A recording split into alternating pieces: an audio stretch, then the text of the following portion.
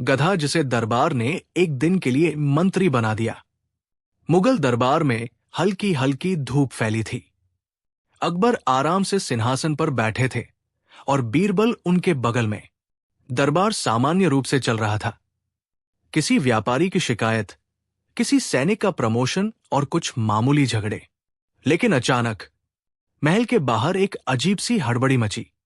दरबार के फाटक पर एक लंबा चौड़ा, ढीली गर्दन वाला, कान हिलाता हुआ गधा अटकता फटता हुआ अंदर आता दिखा। सिपाहियों की हालत खराब, दरबारी दंग और जनता ठहाके मारकर हंसने लगी। सिपाही चिल्लाए, जहां पनाह। ये गधा किसी तरह महल में घुस आया। अकबर ने माथा पकड़ लिया। ईश्वर, महल में गधा, ये कैसे हुआ? पर भीड़ ने हंसते हुए कहा, हुजूर, ये गधा बड़ा समझदार है। बाजार में हर किसी को रोककर ऐसे हाहू करता था जैसे वार्तालाप कर रहा हो। सबको लगता है ये इंसानी भाषा समझता है। एक दरबारी बोला, हुजूर, मैंने इसे देखा। ये बिना किसी को छुए सबके बीच से होकर आया। ये बहुत राजसी अंदाज में चलता है। हंसी का तूफान दरबार में फैल गया।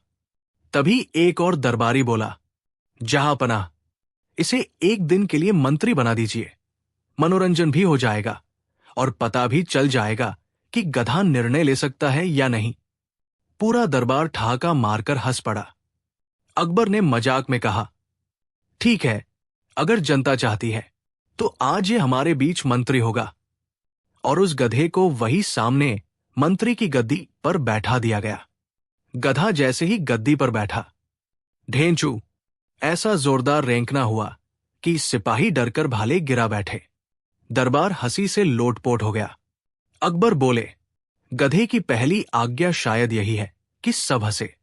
बीरबल मुस्कुराए, जहांपनाह, ये मंत्री बनने के बाद भी वही काम कर रहा है जो लोग असली मंत्री होने के बाद करते हैं, शोर मचाना और अपना महत्व जताना।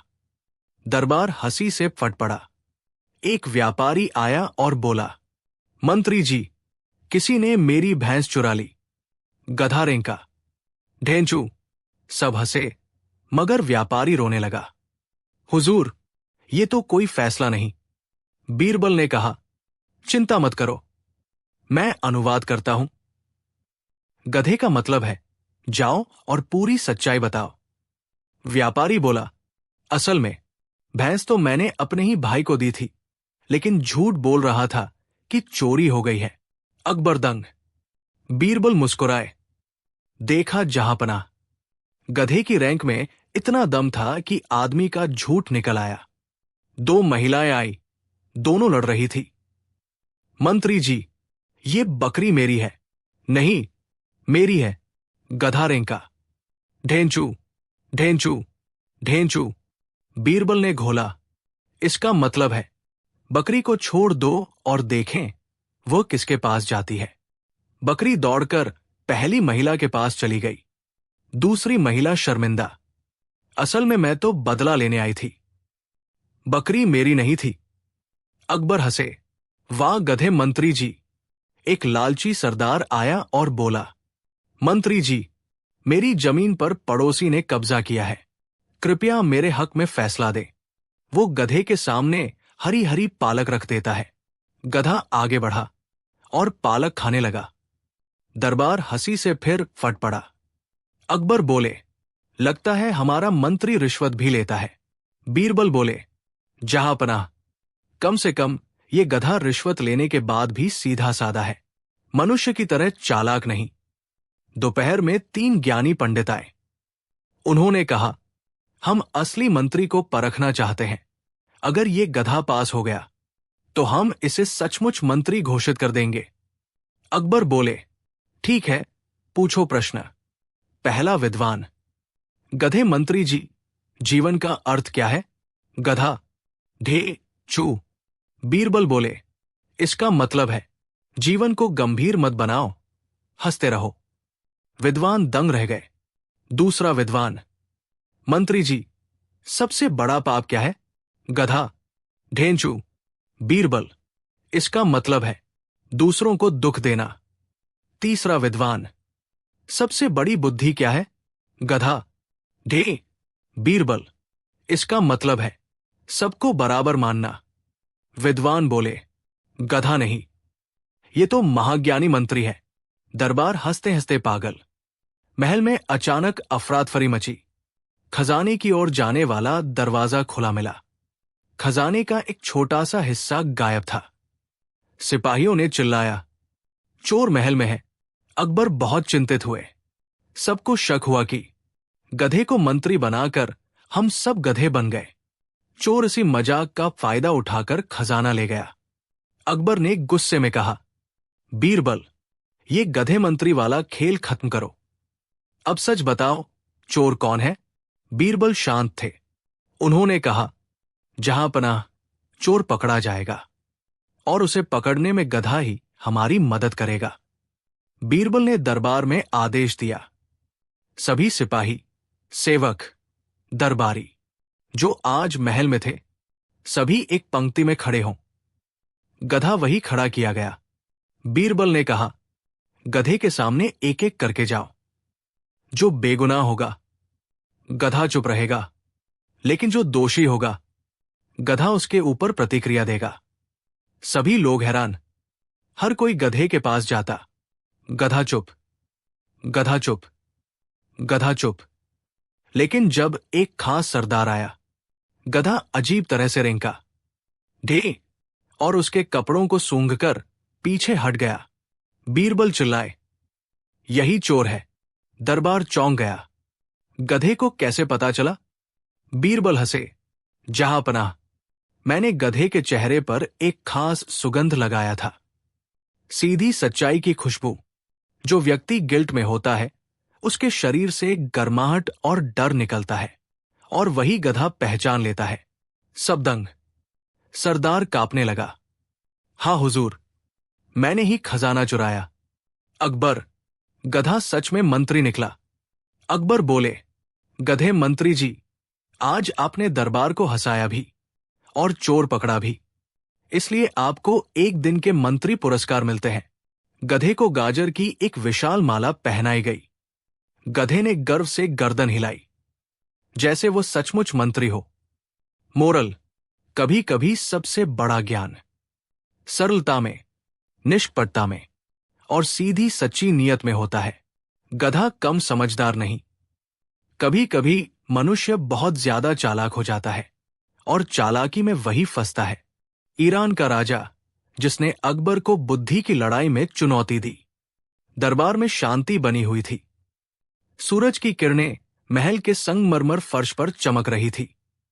अकबर अपनी तलवार की धार देखते हुए बोले, आज बड़ा शांत दिन है बीरबल, कोई उलझन नहीं आई। बीरबल मुस्कुराए, जहां पनाह, जब ज्यादा शांति हो तो समझ लीजिए तूफान आने वाला है। और सच में उसी समय दरबार का दरवाजा जोर से खुला। एक विशाल कद का संदेशवाहक अंदर आया। उसके हाथ में एक सुनहरी मुहर वाला पत्र था। सिपाही चिल्लाए, जहां पनाह, ईरान के राजा का दूत। अकबर और दरबार एकदम सतर्क हो गए। दूत ने झुकते हुए पत्र अकबर को दिया। अकबर ने पढ़ा और पढ़ते ही मुस्कुराहट गायब हो गई। बीरबल ने पूछा, क्या लिखा है? अकबर ने गंभीर आवाज में कहा, ईरान का राजा शहंशाह अरशीर मुझे बुद्धि की लड़ाई की चुनौती दे रहा है। पूरा दरबार दंग रह गया। पत्र में लिखा था, अकबर, मैं पूरे पूर्व का सबसे बुद्धिमान राजा हूं। तुम्हारी ख्याति सुनी है। मैं समझना चाहता हूं कि तुम्हारी बुद्धि कितनी है। मेरे 3 सवालों का जवाब दे सको तो मैं मानूंगा कि तुम महान हो, वरना दुनिया को घोषणा करूंगा कि ईरान का राजा भारतीय सम्राट से बुद्धिमान है। अकबर का चेहरा गर्व और गुस्से का मिश्रण बन गया। पूरे दरबार में सन्नाटा। बीरबल को पत्र थमाया गया। बीरबल ने पढ़ा, फिर बोला, जहां पनाह, ये चुनौती सिर्फ आपसे नहीं, हम पूरे हिंदुस्तान से है, और इसका जवाब हम देंगे। अकबर ने राहत की सांस ली। शहर में आसमान जितनी भीड़ इकट्ठा हो गई थी। शहंशाह अरशीर के साथ 100 से ज्यादा विद्वान आए थे। सोने के मुकुट, चांदी की तलवारें और रेशमी चोगे, दोनों राजाओं का भव्य मिलन हुआ। लेकिन अर्शीर की आंखों में थोड़ा सा घमंड, थोड़ी तुर्शी थी। अर्शीर बोला, अकबर, मैंने बहुत सुना है, आज देखेंगे कि तुम्हारी ख्याति सही है या झूठ। अकबर मुस्कुराए, इंसान हमेशा सुनता है, पर सच तो सामने आने पर ही पता लगता है। अर्शीर ने कहा, तो शुरू करें बुद्धि की लड़ाई। अकबर ने कहा, शुरू करें, और आंखें बीरबल की ओर हुई, जैसे असली योद्धा वो हो। अर्शीर ने पूछा, ऐसी कौन सी चीज है जो बिना पंख उड़ सकती है, बिना हाथ चोट पहुंचा सकती है, बिना शरीर मर सकती है? पूरा दरबार सोच में डूब गया। अर्शीर सिर ऊंचा किए मुस्कुरा रहा था। अकबर बीरबल की ओर मुड़े, क्या कहते हो? बीरबल शांत स्वर में बोले, उत्तर है अहंकार। अर्शीर चौंक गया। पूरे दरबार में तालियां गूंज गई। बीरबल बोले, अहंकार बिना पंख उड़ता है, बिना हाथ चोट करता है, और इंसान के मरते ही उसका अहंकार भी मर जाता है। अर्शीर थोड़ा असहज हुआ। पहला तो मान लिया। अर्शीर ने अगला सवाल पूछा, दुनिया में ऐसा कौन सा राजा है जो बिना राज्य, बिना सेना, बिना ताज के भी हर दिन अपना राज चलाता है? दरबार फिर उलझ गया। अकबर ने बीरबल को देखा। बीरबल मुस्कुराए और बोले, उत्तर है समय। समय सबसे बड़ा राजा है। न उसके सैनिक दिखते हैं, न राज्य, फिर भी वो हर किसी पर शासन करता है। अर्शीर की आंखें चौड़ी हो गई। उसके विद्वान फुसफुसाने लगे, ये भारतीय वाकई तेज है। अर्शीर बोला, चलो दूसरा भी जीत गए, पर तीसरा सवाल सबसे कठिन है। अर्शीर बोला, ऐसी कौन सी चीज है जो पैदा होते ही मर जाती है, मरते ही जी जाती है, और जिसे जितना बांटो उतना बढ़ती है? पूरा दरबार हक्का बक्का। अर्शीर विजयी भाव से मुस्कुराया, अब देखते हैं तुम्हारी बुद्धि। अकबर ने हल्के से डरते हुए बीरबल की ओर देखा। इसका जवाब बहुत कठिन है। बीरबल ने आंखें बंद की। 5 सेकंड, 10 सेकंड, 20 सेकंड। दरबार सांस रोके प्रतीक्षा कर रहा था। फिर बीरबल ने आंखें खोली और बोले, उत्तर है ज्ञान। अर्शीर, ज्ञान कैसे? बीरबल, जब कोई नया ज्ञान मिलता है तो पुराने अज्ञान की मृत्यु हो जाती है, और जब अज्ञान मरता है मनुष्य सच में जीने लगता है, और ज्ञान को जितना बांटो वो उतना बढ़ता है। दरबार ठहाकों और तालियों से भर गया। अर्शीर खड़ा हो गया। उसके चेहरे का अभिमान पिघल चुका था। अर्शीर ने कहा, अकबर, तुम्हारा राज वैभव से नहीं, बीरबल जैसे रत्नों से महान है। मैं हार मानता हूं। अकबर ने मुस्कुराते हुए कहा, राजा वही महान है जो हार स्वीकारने की विनम्रता रखे। अर्शीर ने बीरबल की ओर झुककर कहा, तुम्हारी बुद्धि की मिसाल ईरान लौट कर भी दूंगा। उस रात अकबर और बीरबल अकेले में बैठे थे। अकबर बोले, बीरबल, क्या तुमने उत्तर तुरंत ढूंढ लिया था? बीरबल हंस पड़े, जहां पनाह, बुद्धि की लड़ाई दिमाग से नहीं, दिल प्लस तजुर्बे प्लस निरीक्षण प्लस और थोड़ी सी चतुराई से जीती जाती है। अकबर बोले, लेकिन सबसे कठिन सवाल ज्ञान वाला तुम्हें कैसे सूझा? बीरबल ने कहा, मैंने दूत को देखा था, उसकी आंखों में डर था। मतलब प्रश्न में डर या अज्ञान से जुड़ी कोई बात जरूर होगी। और फिर मैंने सोचा, क्या चीज बांटने से बढ़ती है? बस वहीं से उत्तर मिल गया। अकबर हंस पड़े। तुम्हें मात देना अर्शीर के बस की बात नहीं थी। दोनों देर तक हंसते रहे। अर्शीर विदा लेने आया। उसने अकबर से कहा, मैंने सोचा था मैं बुद्धिमान हूं, पर आज समझ आया, जो अपनी बुद्धि पर अहंकार करे वो आधा मूर्ख बन जाता है, और जो अपनी बुद्धि से सेवा करे वो पूरा बुद्धिमान बन जाता है। उसने बीरबल के लिए एक कीमती फारसी मोती भेंट किया। मोरल, ज्ञान जितना बांटा जाए उतना बढ़ता है, अहंकार जितना रखा जाए उतना घटाता है, और बुद्धि सिर्फ पहेलियां सुलझाने में नहीं, दिल समझने में भी होती है। शराबी सैनिक जिसने कहा, मैं ही असली सेनापति हूं। एक दिन मुगल दरबार में सुहावनी सुबह थी। पक्षियों की चहचहाहट, शहंशाह की धीमी चाल और दरबारियों की हल्की हलचल। इसी बीच गेट पर हल्ला हुआ। कुछ सिपाहियों ने एक बदरंग लिबास वाला सैनिक जैसे व्यक्ति खींचते हुए दरबार में खड़ा कर दिया। उसकी पोशाक जरा फटी हुई, मस्तक पर थोड़ा झुर्रियों भरा हंसता चेहरा और हाथ में एक पुराना मदिरा कुंडी, शराब की शीशी थी। वो थोड़ा रुदन कर रहा था और थोड़ा घमंड दिखा रहा था। अजब संयोजन। सिपाही ने कटाक्ष करते हुए कहा, जहां पनाह, ये वही फक्कड़ सैनिक है जिसे मोहल्ले वालों ने नशे में हुड़दंग मचाते हुए पकड़ा। पर आज इसका बड़ा दावा है। आदमी ने गर्दन तानकर मुंह पर एक अजीब सी मुस्कान रखकर बोला, जहां पनाह, मैं ही असली सेनापति हूं। ये सेना मेरी है, मैं उसका कमान संभालता हूं। दरबार में ठहाका गुंजा। कुछ लोग उचक कर हंसे, कुछ ने आंखें फाड़ कर देखा।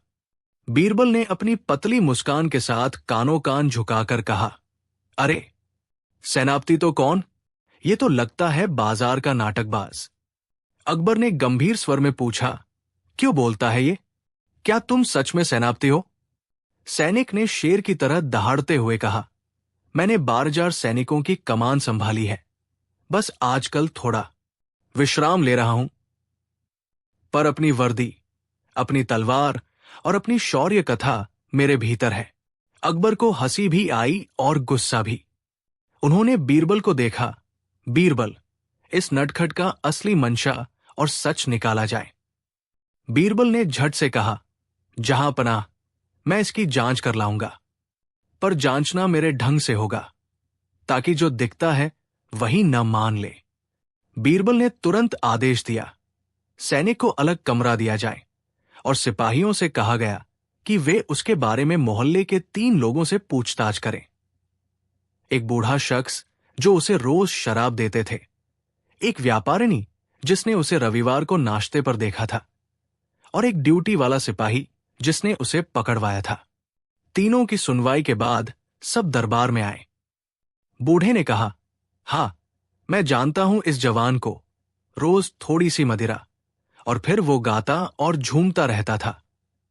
व्यापारिणी ने जोड़े, मैंने उसे कई बार बाजार में देखा, वो लोगों को हंसाता, कहानियां सुनाता, पर कभी कमान संभालने जैसा नहीं दिखा। पकड़े हुए सिपाही ने गंभीर स्वर में कहा, जहां पनाह, ये आदमी कल रात सिपाहियों के साथ झगड़ा कर रहा था, खुद ही हथियार उठाने का ढोंग कर रहा था, पर असल तलवार उसके पास नहीं थी। बीरबल ने आंखों में चमक लिए कहा, देखा, पर फिर भी उसकी बात को खारिज करना जल्दी होगी। कहिए, जहां पनाह, मैं इस व्यक्ति को एक परीक्षा दूं? अकबर ने हामी भरी। बीरबल ने पूरी दरबार को इकट्ठा किया और घोषणा की, आज मैं ये परखेगा कि पाठक और वीरता क्या वास्तविक है। मैं 3 काम करूंगा। एक सच्ची परीक्षा इस सैनिक की बहादुरी की, एक उसके बुद्धि की, और तीसरा उसकी ईमानदारी का। पहली परीक्षा, बहादुरी। बीरबल ने एक नकली अलीला निकालकर कहा कि शहर के बाहरी हिस्से में एक बड़ा शेर आ गया है। दिखावट के लिए एक बड़ा हल्का पुतला रखा गया था। जो भी उस शेर को पहले पकड़कर वापस लाएगा, उसे असली तलवार और सम्मान दिया जाएगा। सैनिक ने तबाही सा उत्साह दिखाया। उसने कहा, मैं जाऊंगा, मैं जीत कर लाऊंगा। पर वो जब पुतले के पास पहुंचा तो डर कर पीछे हट गया और मुंह से शराब की बोतल गिरा दी। वहां उपस्थित एक सैनिक ने बिना झिझक के आगे बढ़कर पुतले को बांध दिया। वो असली बहादुरी थी। दूसरी परीक्षा, बुद्धि। बीरबल ने पूछा, एक नगर में 3 कुओं के पास 3-3 पात्र हैं। एक पात्र हमेशा खाली लौटता है, एक कभी पूरा नहीं भरता, और तीसरा हमेशा ओवरफ्लो हो जाता है। बताओ आखिर क्यों? सैनिक ने बिना सोचे समझे चिल्लाया, किसी जादू का काम। दरबार में हंसी बिखरी। वही सिपाही जो पहले बहादुरी दिखा चुका था, उसने चतुराई से कहा, पहला पात्र बड़ी छलनी से भरा जाता है, दूसरा छोटा झाड़ी झरना है, और तीसरा बर्तन छोटा है और पानी अधिक। लोग सहम गए। बुद्धि यही थी। तीसरी परीक्षा, ईमानदारी। बीरबल ने कहा कि दरबार के सामने एक थैली रखी जाएगी जिसमें सोने के सिक्के हैं। हर व्यक्ति को एक सिक्का उठाने की छूट होगी, पर यदि उसने छुपकर चोरी की तो सजा पाएगा। सैनिक ने शरारती मुस्कान के साथ कहा, मैं लेता हूं, मैं ही असली सेनापति हूं। और जैसे ही मौका मिला, उसने 2 सिक्के चुपके से अपनी पोशाक में रख लिए।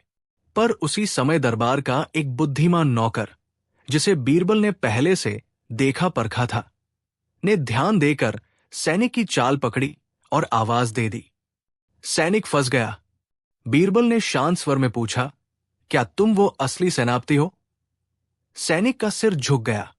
उसने कहा, मैं वीरता के नाटक करता था, शराब पीता था और कभी कभी लोगों को लुभाने के लिए बड़ा दिखावा करता था। पर असल में मैं न तो सेनापति हूं, न कभी राजकाज का अधिकारी बना। मेरी बहादुरी उन रातों में खो गई जिनमें मैं मस्ती करता रहा।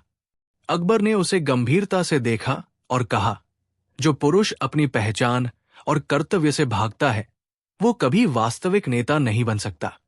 सेनापति सिर्फ तलवार नहीं रखता, वो अनुशासन, ईमानदारी और धैर्य भी रखता है।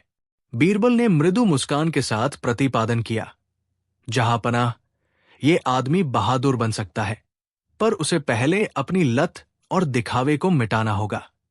असली नेतृत्व झूठे दावों से नहीं, सच्चे कर्म से आता है। अकबर ने फैसला सुनाया। सैनिक को कड़ी सजा न देते हुए उसे सिखाने की सजा दी गई। 1 महीने के लिए उसे शाही सेना के साथ कड़ी ट्रेनिंग में रखा जाए, ताकि वो अपनी असली काबिलियत और अनुशासन सीख सके। और जो सिक्के उसने चुराए थे, वे उसे ग्रामीणों के बीच बांटने पड़े, ताकि उसे शर्मिंदगी और उत्तरदायित्व दोनों का एहसास हो। सिपाही जो पहले बहादुरी दिखा चुका था, उसे सम्मान दिया गया और अकबर ने दरबार में कहा, जो दिखता है वो हमेशा सच नहीं होता, और जो सच नहीं दिखता वह भी असंभव नहीं। असली सेनापति वही जो अपने कर्मों से दिखे। दरबार तालियों से गूंज उठा। सैनिक ने नशे का ढोंग छोड़ने की कसम खाई और धीरे धीरे उसके चेहरे पर संजीदगी आ गई।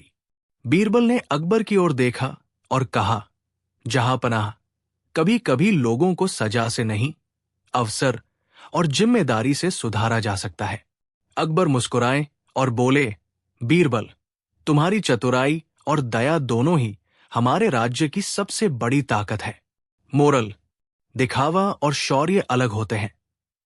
असली नेतृत्व कर्म, अनुशासन और ईमानदारी से बनता है।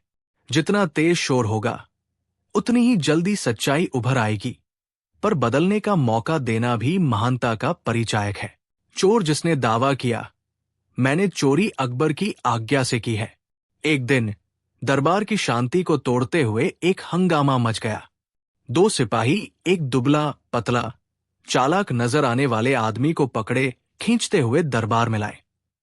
वो आदमी रो भी रहा था, हंस भी रहा था, और सबसे अजीब, अकबर के सामने आकर उसने गर्व से घोषणा की, जहांपनाह, मैंने चोरी आपकी आज्ञा से की है।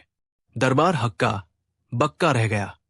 अकबर का चेहरा सख्त हो गया और बीरबल धीरे धीरे मुस्कुराने लगे। अकबर ने गुस्से में पूछा, क्या कहा? मेरी आज्ञा से चोरी? चोर सीना तान कर बोला, जी हुजूर, आपने ही कहा था कि किसी काम को करने में देर मत करो, तो मैंने चोरी भी तुरंत कर दी। दरबार में ठहाका लगा, पर अकबर का मूड अभी भी तूफानी था। बादशाह ने बीरबल से कहा, बीरबल, हमें इस धृष्ट आदमी के झूठ का पर्दाफाश चाहिए, और वो भी अभी। बीरबल ने चोर को ध्यान से देखा। उसके कपड़े बेतरतीब थे, लेकिन आंखें बहुत चालाक। बीरबल ने पूछा, बताओ, किसकी चोरी की? चोर बोला, जहांपनाह की आज्ञा से मैंने हकीम मियां के घर चोरी की। सोने के गहने, चांदी के बर्तन, जो मिला उठा लिया। हकीम मियां सामने आए, कांपते हुए, हुजूर, यही है चोर, इसने सब लूट लिया। अकबर, बीरबल, इसे ऐसा सबक दो कि फिर कभी कोई मजाक न करे। बीरबल ने आदेश दिया, चोर को अलग कमरे में ले जाओ और वहां अच्छी तरह सोचने दो। मैं अभी असली सच लेकर आता हूं। चोर मुस्कुराता हुआ गया, जैसे उसे यकीन हो कि वह बच जाएगा। बीरबल ने हकीम मियां को बुलाया। हकीम साहब, आप सच सच बताइए, क्या आपने कभी किसी से पैसे उधार लिए हैं? कोई दुश्मन, कोई जिसके साथ रंजिश हो? हकीम घबरा गए। नहीं बीरबल, मैं तो बहुत शरीफ आदमी हूं। लेकिन बीरबल की नजरें छिपे हुए सच को पकड़ चुकी थी। उन्होंने कहा, ठीक है, अदालत में दोनों को सामने लाकर सवाल आऊंगा। अगले दिन पूरा दरबार भरा था। चोर को लाया गया, लेकिन आज वो पहले से ज्यादा डर रहा था। हकीम मियां भी परेशान। बीरबल ने कहा, अब मैं बताऊंगा कि किसने किसे चोरी करने के लिए उकसाया। सबकी सांसें थम गई। बीरबल ने चोर से पूछा, जब तुम हकीम के घर चोरी करने गए थे, क्या घर में कोई और था? चोर बोला, हां, हकीम मियां खुद जाग रहे थे। उन्होंने ही कहा था, जो भी चाहिए ले जा, बस मेरा नाम मत आना। मैंने सोचा बाद में बादशाह की आज्ञा वाला बहाना देकर बच जाऊंगा। दरबार में सनसनी फैल गई।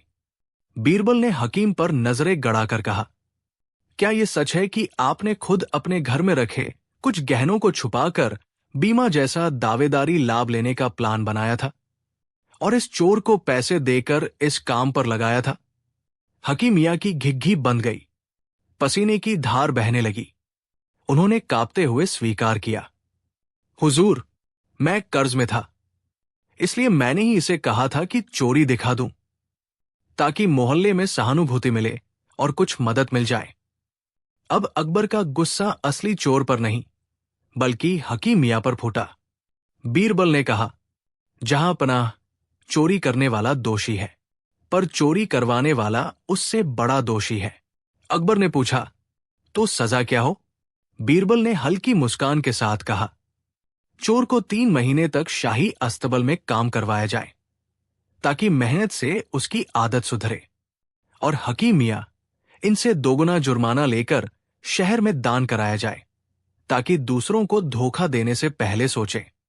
अकबर खुश हो गए। बहुत खूब बीरबल, तुमने इस पूरे मामले का सच ऐसे निकाला जैसे अंधेरे में दिया जलता हो। चोर की हवा निकल गई। हकीम मियां का पाखंड खुल गया और दरबार में सब कहने लगे, बीरबल जैसा कोई नहीं। वो औरत जिसने कहा, मेरे सपने में अकबर रोज आते हैं, अब कर दो फैसला। फतेहपुर सीकरी की सुबह शांत थी। महल के आंगन में कबूतर उड़ रहे थे और दरबारी अपनी अपनी जगह ले रहे थे। सब कुछ बिल्कुल सामान्य चल रहा था। लेकिन तभी राजमहल के बाहर हंगामा मच गया। एक औरत जोर जोर से चिल्लाती अंदर आई, जहां पनाह, मेरे सपनों में आप रोज आते हैं, अब कर दो फैसला। दरबार फट पड़ा। किसी को हंसी आ गई, कोई घबरा गया, कोई समझ नहीं पाया ये चल क्या रहा है। औरत का चेहरा लाल था, आंखें बड़ी बड़ी, और अंदाज इतना अजीब कि हर कोई सन्न रह गया। अकबर ने चौंकते हुए पूछा, कौन हो तुम और मेरे सपने में मैं क्या कर रहा हूं? औरत ने हाथ कंधे से ऊपर उठाकर कहा, जहां पनाह, मेरे सपनों में आप रोज आते हैं और कहते हैं, तुम मेरे राज्य की सबसे अनोखी प्रजा हो। ये रोज होता है। अब तो मुझे नींद में ही आपकी आवाज सुनाई देती है। दरबारियों ने खुसर पुसर शुरू कर दी। कहीं ये औरत पागल तो नहीं, या कोई चाल चल रही है, या वाकई सपना आता है? अकबर ने सिर हिलाया। बीरबल, ये मामला तो तुम्हारे लिए है, कुछ करो। बीरबल मुस्कुराए। जहां पनाह, मामला जितना मजेदार दिख रहा है, उतना अजीब भी है। औरत ने फिर कहा, मुझे अपने सपने की सच्चाई जाननी है। कहीं ये कोई दैवी संकेत तो नहीं, या राजा मुझसे कुछ कहना चाहते हैं? दरबार फैसला करे। अकबर हैरान, मैं तुम्हारे सपने में क्यों जाऊंगा? तुम कौन हो? मैं हूं गोमती बाई, पूरे शहर में प्रसिद्ध, सपनों की रानी। पूरा दरबार हंस हंस कर बेहाल। एक मंत्री बोला, सपनों की रानी, सपनों के राजा कहाँ है? गोमती बाई ने झट से जवाब दिया, यही सामने बैठे हैं, और उसने उंगली अकबर की तरफ कर दी। अकबर की आंखें फैल गई। दरबार ठहाकों से भर गया। अकबर बोले, बीरबल, कोई मजाक हो तो ठीक, पर इसे गंभीरता से देखो। कहीं ये कोई साजिश तो नहीं? बीरबल ने सिर हिलाया। जहां पनाह, साजिश कम, मसाला ज्यादा लग रहा है। अकबर, तो इसका हल निकालो। गोमती बाई, हाँ बीरबल, तुम ही फैसला करो। अगर मेरे सपनों में बादशाह खुद आते हैं तो या तो ये कोई इशारा है, या फिर मुझे कोई पद दो। पूरा दरबार, पद? बीरबल ने कहा, ठीक है, हम सपनों का एक दरबार करेंगे, लेकिन पहले गोमती बाई को यह साबित करना होगा कि वो वास्तव में सपने में बादशाह को देखती है। गोमती बाई, कैसे? बहुत आसान। बीरबल बोले, आज रात आप सपने में बादशाह से एक गुप्त सवाल पूछेंगी जो सिर्फ बादशाह और मैं जानते हैं, और कल हमें बताओगी। अकबर हंस पड़े। वाह बीरबल, ये तो मजेदार है। गोमती ने पूछा, क्या सवाल है? बीरबल ने कान में जाकर धीरे से कहा, बादशाह से पूछना, कल रात आपने कितने लड्डू खाए? और जवाब याद रखना। गोमती ने गंभीरता से सिर हिलाया। मैं पूछूंगी, मैं सब जान सकती हूं। दर्शक हंसते हुए निकल गए। हर कोई जानता था कि अकबर ने रात को कोई लड्डू नहीं खाया था। गोमती बाई फिर दरबार में आई।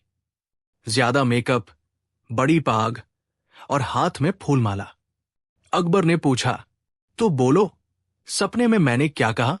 गोमती बाई गर्व से बोली, आपने कहा, मैंने रात को 25 लड्डू खाए। अकबर उछल पड़े, 25? मैंने तो एक भी नहीं खाया था। गोमती बाई, पर आपने सपने में कहा था। बीरबल मुस्कुराए। बस, सारा सच सामने आ गया। बीरबल बोले, गोमती बाई, अगर आपके सपने झूठे हैं तो आपको सपनों में झूठ फैलाने के अपराध में गिरफ्तार करना पड़ेगा। गोमती बाई, गिरफ्तार? क्यों? बीरबल, क्योंकि सपनों में भी बादशाह पर झूठा आरोप लगाना अपराध है। दरबार में हंसी फूट गई। गोमती डर गई। ननन, मुझे मत पकड़वाना। मैंने झूठ बोला। क्योंकि? अकबर, हां, पूरा सच बताओ। गोमती बाई बोली, मैं शहर में एक स्वप्नवाणी केंद्र खोलना चाहती थी। अगर मैं कह देती कि बादशाह मुझे सपने में आते हैं तो मेरा व्यापार चल पड़ता, लोग मुझसे सलाह लेने आते। पूरा दरबार हंस हंस कर दोहरा हो गया। बीरबल बोले, गोमती बाई, आपका उद्देश्य व्यापार बढ़ाना था, लेकिन सच और विश्वास के सहारे व्यापार चलता है, झूठ के सहारे नहीं। गोमती शर्म से सिर झुका ली। बीरबल ने मुस्कुराकर कहा, अगर आपको सच में व्यापार करना है तो मैं आपके लिए एक पद की सिफारिश करता हूं। गोमती की आंखें चमकी। कौन सा पद? बीरबल ने कहा, सपनों की झाड़ू मंत्री। क्या मतलब? आपका काम होगा लोगों के बुरे सपनों को झाड़कर दूर करना। अकबर इतना हंसे कि आंखों से आंसू आ गए। गोमती बाई भी हंसने लगी। ठीक है बीरबल, यह पद मुझे मंजूर है। यह सच में मेरे काम का है। मोरल, सीख, सपनों पर नहीं, कर्म पर विश्वास रखो। झूठा दावा चाहे सपनों में ही क्यों न किया जाए, सच्चाई के सामने टिक नहीं पाता। अरब के दो राजा जो दोनों ही खुद को असली राजा बताते थे। मुगल दरबार की शाम लाल रंग में ढल रही थी। बादशाह अकबर राज सिंहासन पर बैठे हुए थे।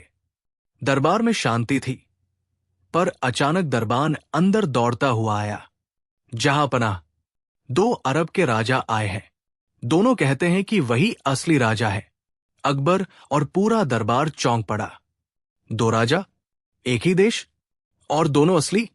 अकबर बड़बड़ाए, दिलचस्प बात है। दरबार में तुरंत आदेश हुआ, दोनों को अंदर लाया जाए। दरवाजे खुले और 2 शानदार पोशाक वाले, एक दूसरे की हूबहू नकल जैसे दिखने वाले व्यक्ति अंदर आए। गहने, मुकुट, चालढाल सब एक जैसे। पहले ने कहा, जहां पनाह, मैं राजा सलमान बिन तलहा, अरब का वैध शासक। दूसरा तुरंत बोला, और मैं असली राजा सलमान बिन तलहा, ये व्यक्ति मेरे रूप की नकल कर रहा है। दरबार हंसी से भर गया। अकबर परेशान भी हुए और आनंदित भी। अकबर ने कहा, पर असली कौन? दोनों की तस्वीर, पोशाक और परिचय सब एक जैसे हैं। दोनों एक दूसरे पर आरोप लगाते रहे, ये नकली, ये धोखेबाज। और फिर दोनों एक साथ बोले, बीरबल ही हमारा सच साबित करेगा।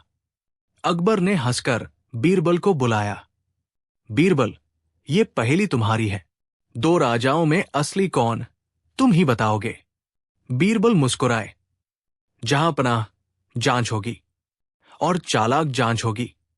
बीरबल ने दोनों से कहा, पहला काम, दोनों राजा यहां रखे 3-3 फलों में से अपनी पसंद का फल चुने। मेज पर 3 फल रखे थे, खजूर, अनार और अंगूर। पहले राजा ने खजूर उठाया, दूसरे ने भी खजूर उठाया, ठीक उसी अंदाज में। बीरबल ने सोचा, दोनों एक दूसरे की नकल कर सकते हैं।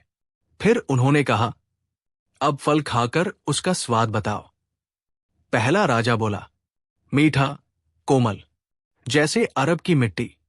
दूसरे ने उसी लहजे में कहा, ठीक वही स्वाद, बिल्कुल वही। बीरबल की आंखें सिकुड़ी। दोनों बहुत अभ्यास किए हुए लगते थे। बीरबल ने पूछा, तुम्हारे राज्य का मुख्य उत्सव कौन सा है? दोनों ने एक ही शब्द चिल्लाया, शम्स उत्सव। राज्य की महत्वपूर्ण नदी? दोनों बोले, नहर सर। सबसे पुराना खानदान? दोनों बोले, करमानी वंश। दरबार में खुसर पुसर? दोनों सच बोल रहे हैं या दोनों झूठ बोल रहे हैं? अकबर बोले, बीरबल, मामला गंभीर हो रहा है। बीरबल बोले, जहां पनाह, असली जांच अभी शुरू हुई है। बीरबल ने दोनों के सामने एक छोटा डिब्बा रखा। इसमें कोई कीमती चीज है। जो असली राजा होगा वो इसकी कद्र समझेगा, जो नहीं उसका चेहरा बता देगा। दोनों ने डिब्बा खोला। उसमें एक छोटा मोती था, बहुत कीमती अरबी मोती। पहले राजा की आंखें भर आई। वो बोला, ये मोती मेरे पिता की याद दिलाता है। दूसरा राजा वही बात रोते हुए बोलने लगा, ये मोती मेरे पिता का मोती था। बीरबल समझ गए, ये दोनों अच्छी एक्टिंग कर सकते हैं। अब बीरबल ने दोनों को बाहर की ओर ले जाकर कहा, मेरे साथ चलिए, मैं आपको आपके घोड़े दिखाता हूं। असली राजा अपने घोड़े की चाल पहचान लेगा। दोनों को एक जैसे घोड़े दिखाए गए। दोनों ने दावा किया, ये मेरा घोड़ा। घोड़े भी उलझन में थे, दो इंसान एक जैसे कैसे? बीरबल ने दोनों को कहा, आपकी राजसी पोशाक चोरी हो गई है, इसलिए यहां 2 पोशाकें तैयार हैं। जो आपकी यूनिक पसंद होगी वही असली पहचान देगी। दोनों ने बिल्कुल एक जैसे कपड़े चुने, कुछ भी अलग नहीं। अकबर हैरान थे, बीरबल, ये असंभव है। बीरबल हंस दिए। जहां पनाह, असंभव तभी तक होता है जब तक बीरबल उसे न पकड़े। बीरबल ने कहा, अब मैं इन दोनों को 2 घंटे के लिए अलग अलग कमरों में रखूंगा। हर कमरे में एक खाली कागज और एक कलम होगी, और आप दोनों को राज्य का सबसे महत्वपूर्ण राज लिखना है। जिसका राज असली होगा वही असली राजा। दोनों को कमरे में भेज दिया गया। 2 घंटे बाद दोनों ने कागज देकर कहा, यह राज सिर्फ हमारे देश का सबसे बड़ा राज है।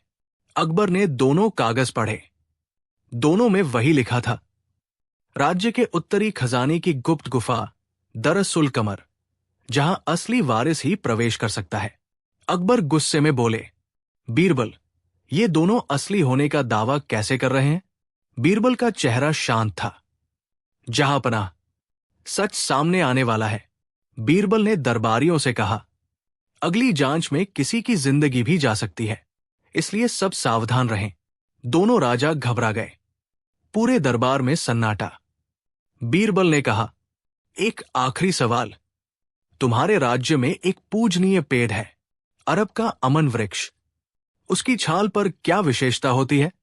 पहला राजा बोला, उसकी छाल से हल्की सुगंध आती है, ये हम सब जानते हैं। दूसरा राजा बोला, उसकी छाल लाल रंग की होती है। बीरबल की आंखें चमक उठीं। बस यही वो चीज थी जिसका मैं इंतजार कर रहा था। अकबर बोले, बीरबल कुछ समझाओ। बीरबल ने कहा, जहांपनाह, अरब के अमन वृक्ष की छाल न लाल होती है न खुशबूदार। असली राजा जानता होगा कि उसकी छाल सफेद होती है और उसकी असली ताकत उसके पत्तों में नहीं, उसकी जड़ों में होती है। जड़ों को जनता सौभाग्य मानती है। दोनों राजा चौंके। फिर असली राजा के चेहरे पर हल्की मुस्कान आई, पर नकली राजा का चेहरा उतर गया। बीरबल ने कहा, पहला राजा खुशबू की बात कर रहा था। ये बात किताबें पढ़कर भी सीखी जा सकती है। पर दूसरा लाल रंग कह रहा था, ये एक अफवाह है जो कई लोग फैलाते हैं। पर असली सच ये है कि पेड़ सफेद छाल वाला है और ये कोई आम आदमी नहीं जान सकता। फिर बीरबल ने असली राजा की ओर इशारा करते हुए कहा, जहांपनाह, ये पहला वाला राजा असली राजा है। दूसरा आदमी डर के मारे कांप गया।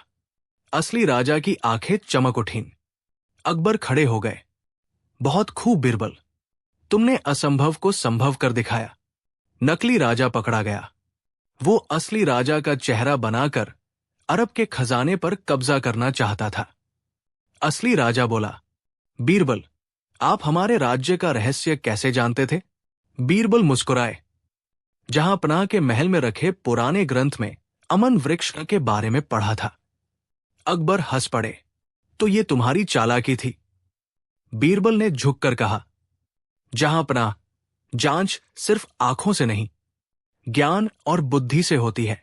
मोरल, दिखावा करने वाला हमेशा पकड़ा जाता है। ज्ञान, सच्चाई और अनुभव किसी भी नकल से लाख गुना शक्तिशाली होते हैं। असली पहचान चालाकी से नहीं, बुद्धि और सच्चाई से पहचानी जाती है। आलसी नौकर जिसने कहा, मैं काम न करना ही मेरी खासियत है। अकबर के महल में सुबह की राजसभा लगी ही थी कि बाहर एक अजीब सा शोर मच गया। सैनिक अंदर भागते हुए आए और बोले, जहांपनाह, एक व्यक्ति जोर जोर से कह रहा है कि आप ही उसकी आखिरी उम्मीद है। वो कह रहा है कि उसे नौकरी चाहिए, लेकिन वो काम बिल्कुल नहीं करेगा। अकबर हैरान, नौकरी चाहिए लेकिन काम नहीं करेगा? ये कैसी बात है? उसे अंदर लाओ। कुछ ही पलों बाद दरबार का दरवाजा खुला और अंदर आया एक दुबला पतला, आलसी, लटकी हुई पगड़ी वाला, आधी आंख बंद करके धीरे धीरे चलता हुआ आदमी। नाम घनश्याम। उसके चेहरे पर इतनी बेपरवाही थी कि लगा जैसे वो नींद में ही दरबार तक आ गया हो। अंदर आते ही उसने वही बैठकर जम्भाई ली। हुजूर, बहुत दूर से आया हूं। रास्ते में चलना कितना थकाने वाला काम है। दरबार हंसी से गूंज उठा। अकबर ने भौहें चढ़ाकर पूछा, तो तुझे नौकरी चाहिए? घनश्याम, जी हां, जहांपनाह, पर नौकरी ऐसी हो कि काम न करना पड़े, क्योंकि आलसी होना ही मेरी खासियत है। पूरे दरबार में ठहाके। पर अकबर थोड़े परेशान भी हुए। अरे, जब तुझे काम ही नहीं करना तो नौकरी क्यों चाहिए? घनश्याम बोला, हुजूर, दुनिया का हर आदमी अपनी खासियत के हिसाब से काम करता है। किसी की खासियत ताकत, किसी की स्मार्टनेस, किसी की तेज दौड़ना, और मेरी आलस। इसलिए मैं ऐसा काम चाहता हूं जिसमें मेरी खासियत बरकरार रहे। अकबर ने सिर पकड़ लिया। पूरे दरबार में खुसर फुसर होने लगी। आखिरकार अकबर ने बीरबल की ओर देखा। बीरबल, तुम्हारा क्या कहना है? बीरबल मुस्कुराए। जहांपनाह, मुझे लगता है ये आदमी हमें असली मजा देगा। इसे एक मौका देना चाहिए। अकबर, और अगर ये काम चोरी करेगा? बीरबल, तो हुजूर, मैं इसकी ऐसी हालत करूंगा कि आलस अपने आप निकल जाएगा। अकबर, बहुत अच्छा। घनश्याम, तुम्हें नौकरी मिलती है, लेकिन बीरबल की निगरानी में। घनश्याम ने तुरंत हाथ जोड़कर आंखें बंद कर ली। मैं ऐसे ही मौके का इंतजार कर रहा था। अब थोड़ा आराम कर लूं क्या? दरबार फिर हंसी से गूंज उठा। पहले ही दिन बीरबल ने उसे 5 कुर्सियां साफ करने को कहा। घनश्याम ने कुर्सियों को देखा, फिर बीरबल को देखा, फिर लंबी जंभाई लेते हुए बोला, बाबूजी, ये 5 कुर्सियां बहुत ज्यादा है। कोई एक कुर्सी दे दीजिए तो मैं उस पर बैठकर आराम से सोच सकूं कि बाकी कुर्सियों का क्या करना है। बीरबल हंस पड़े। उन्होंने देखा कि घनश्याम कम से कम कोशिश में काम निकाल लेता है, मगर यह तो शुरुआत थी। अगले दिन बीरबल ने उससे कहा, आज कुछ विदेशी मेहमान आने वाले हैं, जाकर उनका स्वागत करो। घनश्याम बाहर गया। कुछ देर बाद वापस आया, बिना कुछ किए। अकबर ने पूछा, अरे, तूने मेहमानों का स्वागत क्यों नहीं किया? घनश्याम बोला, हुजूर, वे दूर से ही घोड़े पर आते दिख गए थे। मैंने सोचा कि अगर मैं बाहर जाता रहा तो वापस आना पड़ेगा, तो मैंने दूर से ही हाथ हिला दिया। अकबर गुस्से से तमतमाए, दूर से हाथ हिला दिया? घनश्याम बोला, जी, और वे समझ भी गए कि मैं शाही नौकर हूं। उन्होंने भी दूर से ही हाथ हिला दिया। हुजूर, बिना चलने फिरने के स्वागत हो गया। कितना आसान था ना? दरबार में हंसी का विस्फोट। बीरबल की आंखें चमक उठीं। उन्हें समझ आ गया कि ये आदमी बेहद होशियार आलसी है। अब बीरबल ने उसे असली परीक्षा में डालने का फैसला किया। उन्होंने कहा, घनश्याम, आज तुम्हें एक महत्वपूर्ण काम करना है। दरबार के पीछे एक बहुत भारी संदूक पड़ा है, उसे महल के दूसरे कोने में पहुंचाना है। घनश्याम ने संदूक देखा, इतना बड़ा कि 4 आदमी मिलकर उठा पाते। उन्होंने बीरबल की तरफ देखा। बाबूजी, इतना भारी काम मैं कैसे करूं? मेरी खासियत को चोट पहुंचेगी। बीरबल, लेकिन करना तो पड़ेगा। घनश्याम ने काफी देर सोचा, फिर अचानक मुस्कुराया, ठीक है, मैं करता हूं। सब लोग आश्चर्यचकित थे। और तभी घनश्याम बाजार से 20 छोटे छोटे बच्चों को ले आया, सबके हाथ में एक एक लकड़ी। बीरबल समझ नहीं पाए, ये बच्चे क्यों? घनश्याम बोला, हुजूर, मैंने पैसे देकर इन्हें बुलाया है। ये बच्चे संदूक को नहीं उठाएंगे, बल्कि लकड़ियों से नीचे रोलर की तरह घुमाकर संदूक को आगे बढ़ाएंगे। सभी बच्चे लकड़ियां लगाते गए और संदूक कुछ ही मिनटों में दूसरी जगह पहुंच गया। अकबर की आंखें फटी की फटी रह गई। वाह, ये तो बहुत कमाल का तरीका है। घनश्याम ने मुस्कुराते हुए कहा, जहां पनाह, जो आदमी काम नहीं करना चाहता वो दिमाग से काम करता है। अकबर को घनश्याम की चतुराई समझ आ रही थी, लेकिन अभी भी वो संतुष्ट नहीं थे। उन्होंने कहा, ठीक है, अंतिम परीक्षा। महल के पीछे की नदी में आज नाव खराब है। तुझे नदी के उस पार जाकर मेरा संदेश पहुंचाना है। हर कोई सोच रहा था, अब तो घनश्याम पकड़ा जाएगा, अब तो इसे जाना ही पड़ेगा और ये काम नहीं कर पाएगा। लेकिन घनश्याम तो घनश्याम है। उसने नदी को देखा, फिर इधर उधर देखा और अचानक नदी किनारे बैठे मछुआरों की तरफ चला गया। कहाँ जाने वाला था? बीरबल भी पीछे पीछे। घनश्याम ने मछुआरों से पूछा, भाइयों, क्या आज मच्छर बहुत है? मछुआरे बोले, हां, आज तो बहुत है, हम खुद बचते फिर रहे हैं। घनश्याम फटाफट अकबर के पास आ गया। जहां पनाह, मैंने आपकी जान बचा ली। अकबर, किस बात से? घनश्याम, हुजूर, नदी के उस पार बहुत खतरनाक मच्छर है। अगर मैं गया तो मच्छर काटेंगे, काटेंगे तो बीमारी होगी, बीमारी होगी तो मैं कुछ दिनों तक बेकार हो जाऊंगा, और अगर मैं बेकार हो गया तो आपकी सेवा कौन करेगा? अकबर, तो इसका मतलब तू नदी पार नहीं करेगा? घनश्याम, नहीं, मैं आपकी भलाई के लिए नहीं कर सकता।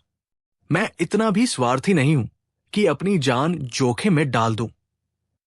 पूरी सभा एक बार फिर ठहाकों से गूंज उठी। बीरबल हंसते हंसते बेहाल। जहां पनाह, ये आदमी आलसी नहीं, ये तो जुगार का शहंशाह है। 3 दिनों बाद एक बड़ी समस्या हुई। महल की रसोई में से कीमती चांदी के बर्तन गायब हो गए। सभी पर शक गया, पर सबसे पहले शक गया घनश्याम पर। हर कोई बोला, जो काम न करना चाहे वो चोरी जरूर करेगा। अकबर ने तुरंत उसे बुलाया। घनश्याम आया और आते ही बोला, हुजूर, मैं चोरी कैसे कर सकता हूं? चोरी करने के लिए भागना पड़ता है और मैं चलने तक में आलस करता हूं। चोरी असंभव है। अकबर को उसकी बात फिर मजेदार लगी। लेकिन चोरी तो हुई थी। बीरबल ने कहा, जहां पनाह, इस समस्या का हल मैं निकालूंगा।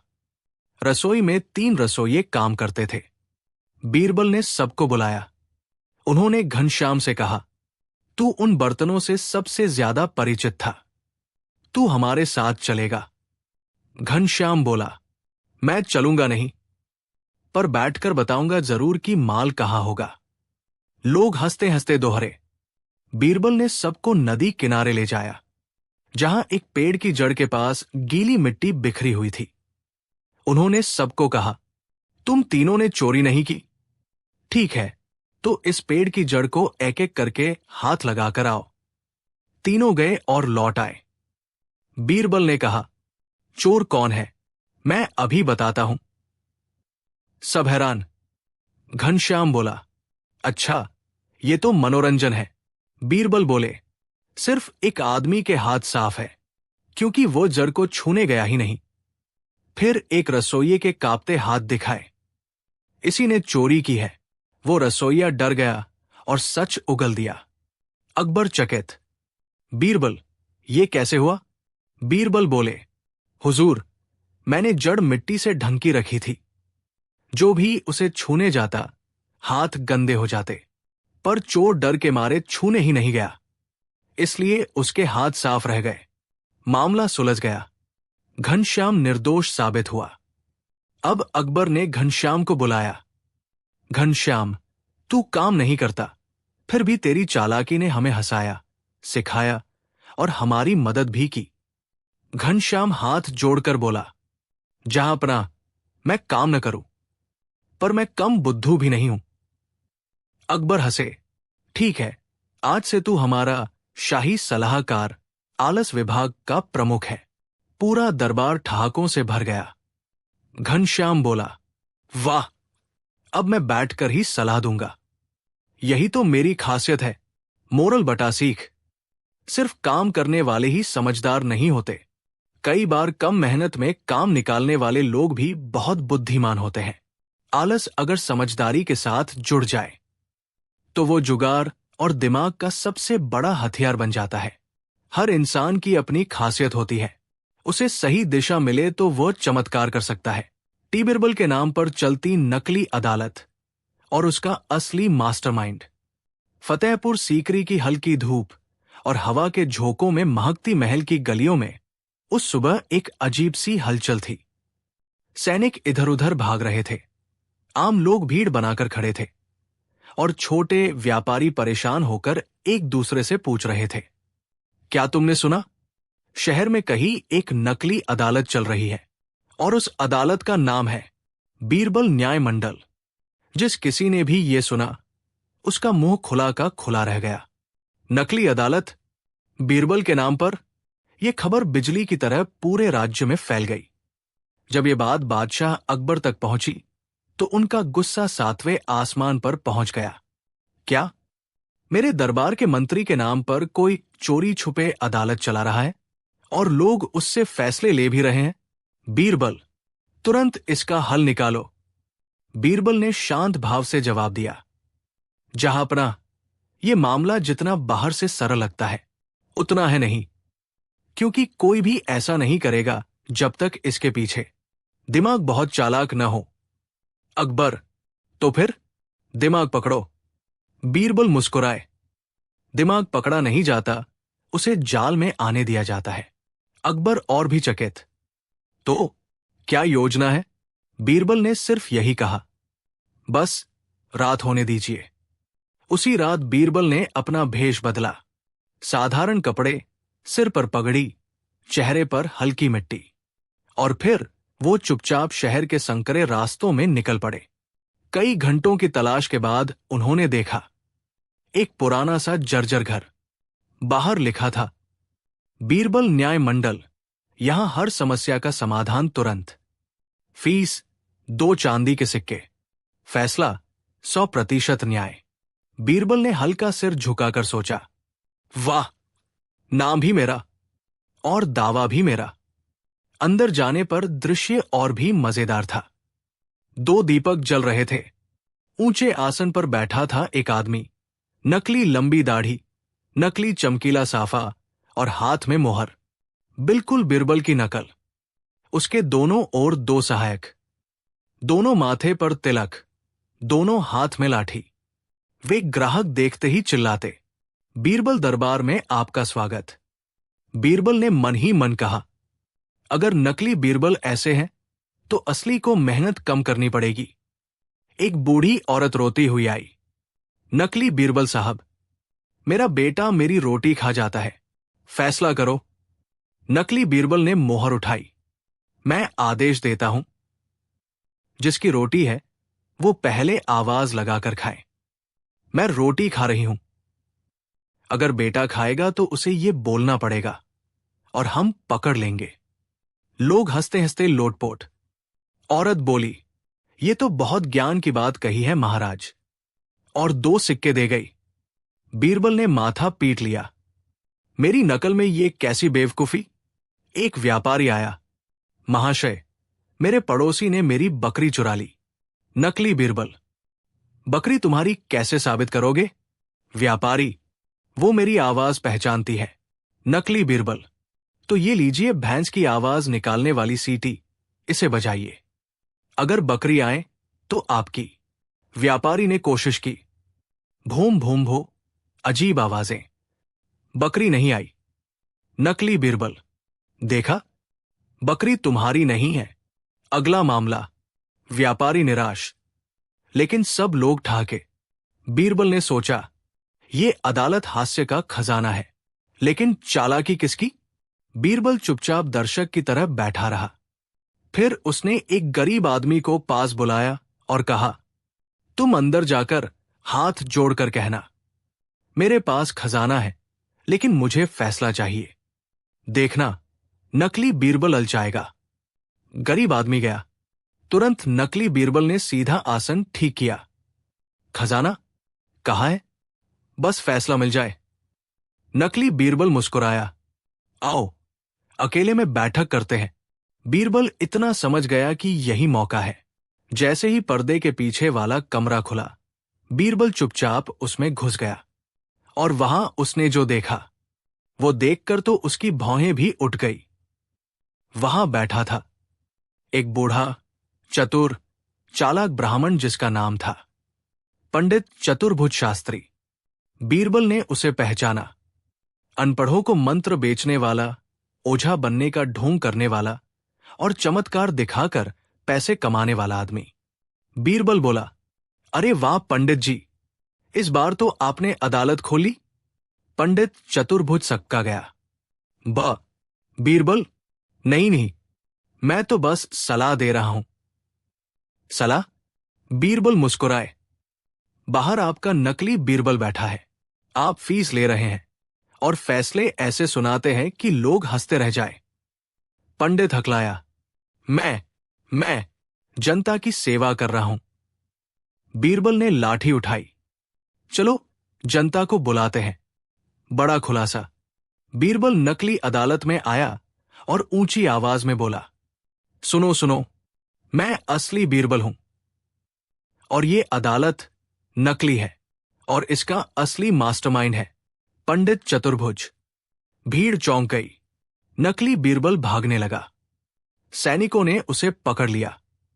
भीड़ ने एक स्वर में कहा, चतुर्भुज हमें बेवकूफ बनाता था, हमसे सिक्के लेता था, हमें झूठे फैसले सुनाता था।